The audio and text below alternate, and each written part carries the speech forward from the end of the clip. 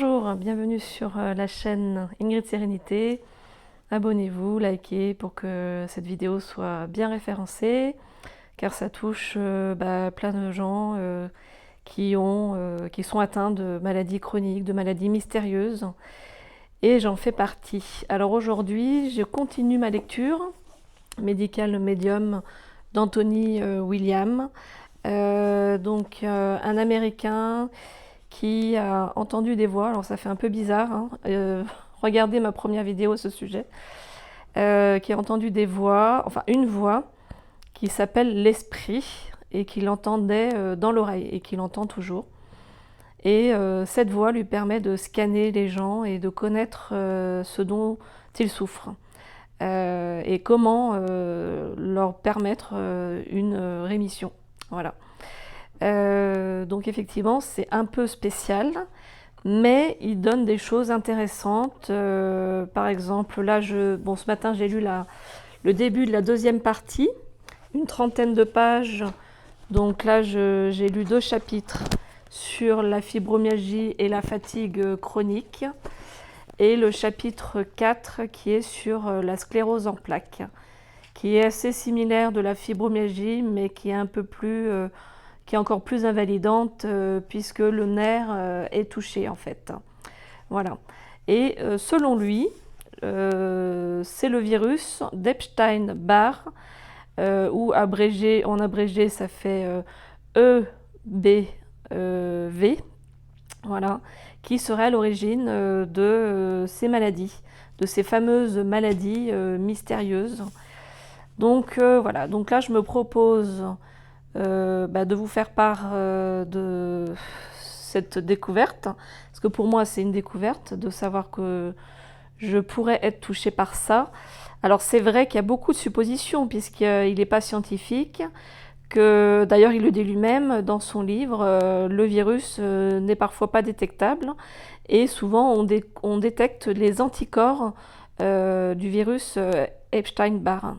Voilà, donc on détecte les anticorps, on peut croire donc que la personne a été touchée par la maladie et c'est ce virus qui provoquerait d'énormes dégâts dans le corps de la personne en fait.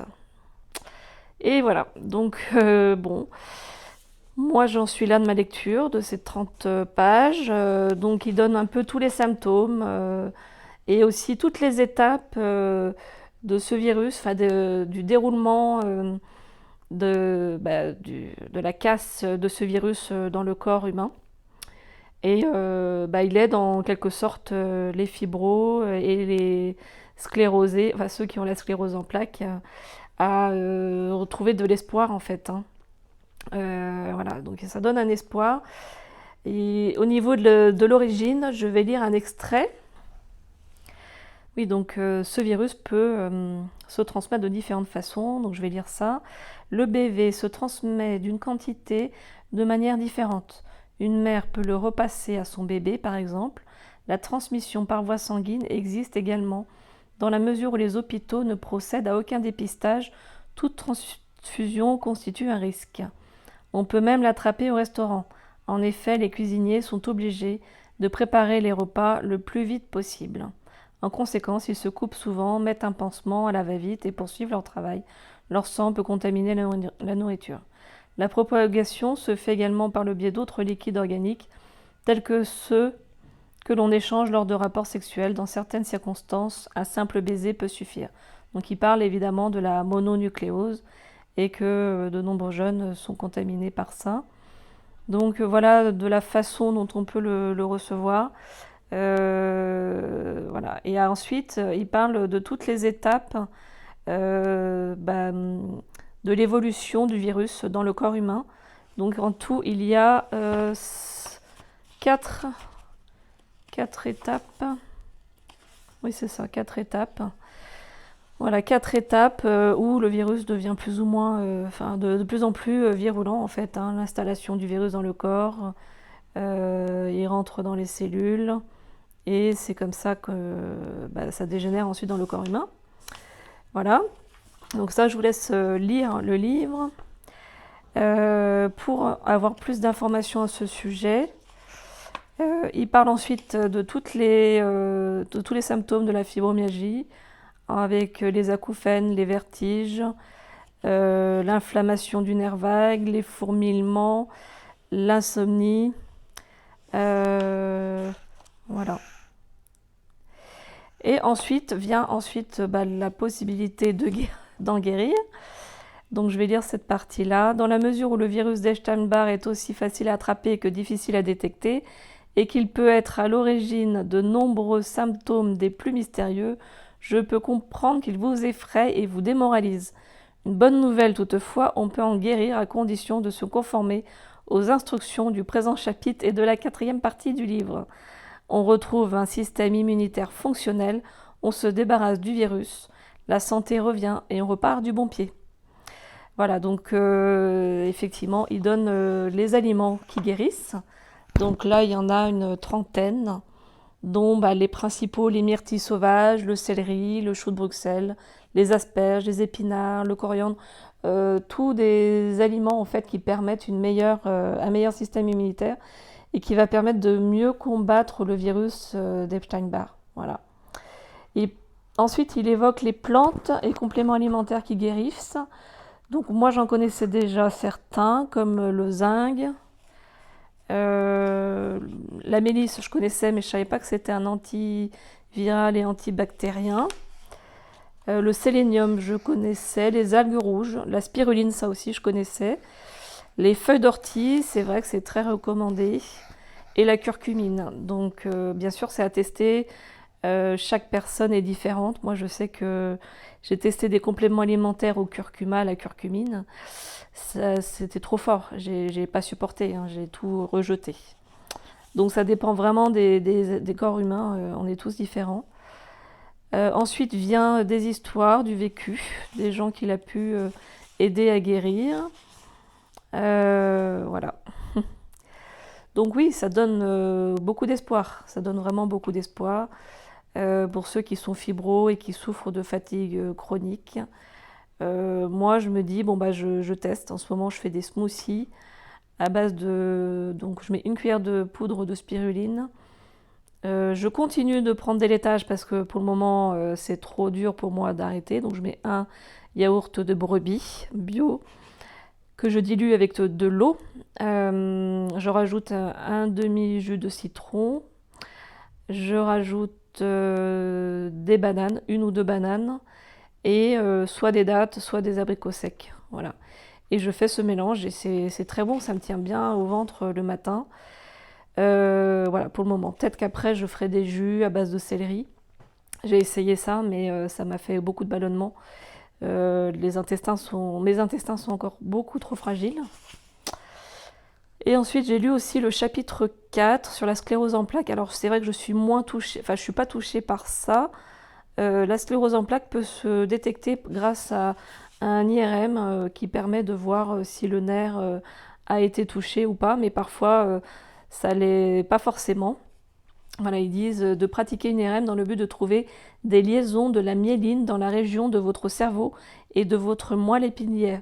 S'il en découvre au moins 2, il ne pourra manquer de conclure à une sclérose en plaques. Voilà, donc il montre que le diagnostic, il se fait donc à l'hôpital, mais que c'est un peu comme si on mettait à une pancarte une étiquette sur la personne et qu'elle ne pouvait plus s'en sortir, hein, parce que la sclérose en plaques, on peut se retrouver en fauteuil roulant, enfin la fibro aussi, mais c'est vrai que c'est souvent un peu plus compliqué. Là, pareil, il donne tous les différents symptômes, comme les troubles de la vue, les faiblesses et fatigues chroniques, les douleurs chroniques, les tremblements, l'engourdissement des bras ou des jambes, faiblesse ou paralysie des jambes, confusion mentale et difficultés de concentration, troubles de la mémoire, troubles de l'élocution. Bizarre, moi, les engourdissements, bras, ça m'arrive. Bon, je sais pas, peut-être que la fibro aussi, ça en fait partie. Voilà. Et aussi, la sclérose en plaques héberge également dans son organisme les cofacteurs suivants: les streptocoques A et B, la bactérie Helicobacter pylori, ou du moins ses anticorps, du candida, le cytomégalovirus, du cuivre, du mercure, de l'aluminium, métaux lourds, diminuant la capacité du système immunitaire à protéger l'organisme des attaques du virus. Donc, bon, moi je pense que, enfin, je donne mon opinion, hein, je ne suis pas médecin, ni... voilà, mais je crois que les fibros aussi sont touchés, d'après le médecin qui me suit, par le candida, par les mercures, enfin par les métaux lourds. Donc il ne me semble pas que ça soit forcément propre à la sclérose en plaques, mais lui, en tout cas, Anthony William, il ne le mentionne pas. Guérir de la sclérose en plaques, alors il propose également des compléments alimentaires, la curcumine entre autres, et la poudre de jus d'orge, plus quelques autres également. Là, je vous laisse lire parce que je pense qu'il faut quand même voir un médecin pour être sûr du dosage. Voilà. Mais il faut bien comprendre qu'un diagnostic de sclérose en plaques n'a rien d'une condamnation à perpétuité. Si votre médecin ne se trompe pas, n'ayez pas peur. Donc il est plutôt rassurant. Voilà. Et ensuite, je vous parlerai un autre jour d'autres choses, enfin de la suite du livre. Voilà, bon bah j'espère que ça vous a apporté quelque chose, que ça vous donne de l'espoir, que ça va vous permettre de vous en sortir, d'avoir envie de lire ce livre. C'est vrai que ça demande un petit effort, mais il est facile à lire. Ça c'est déjà un avantage. Quand on est fatigué, ben, on n'a pas trop envie de passer trop de temps à lire, mais il faut lire un chapitre par chapitre. Donc ça c'est important. Et puis après, ben, moi je commence à faire mes smoothies, je vais faire après mes jus. Et puis je mange plus de pommes de terre. J'avais un petit peu laissé ça de côté. Les fruits, j'en ai toujours mangé. Bon, parfois j'en mange pas, mais voilà, je me force un peu à en acheter pour en manger. En plus, j'aime beaucoup. Et je vois que lui, il préconise beaucoup les fruits. Donc voilà, donc ça donne de l'espoir et je pense que j'ai envie de vous communiquer cet espoir. Parce que malgré les douleurs, malgré la fatigue, là je suis un peu fatiguée, j'aurais dû normalement sortir faire des courses, mais à la place je suis là pour faire cette vidéo, pour continuer de contribuer parce que j'ai ce besoin-là d'aider et de contribuer, et si ça peut aider quelqu'un qui passe par là, bah c'est bien, je suis contente. Et merci en tout cas pour vos messages sur la première vidéo, je suis très contente. Je regarderai et j'irai voir un peu ce que vous me recommandez. Et n'hésitez pas à mettre ce que vous recommandez, ce qui a marché pour vous dans la fatigue chronique, dans la fibromyalgie, dans la sclérose en plaques. N'hésitez pas à en mettre en commentaire. C'est vrai que ça peut être aussi là pour s'aider, s'entraider. Et voilà, j'hésiterai pas à continuer à vous partager en tout cas mes impressions parce que ça m'aide aussi, moi. J'avoue que ça m'aide de partager, de ne pas être seule face à ça. Voilà, à tout bientôt.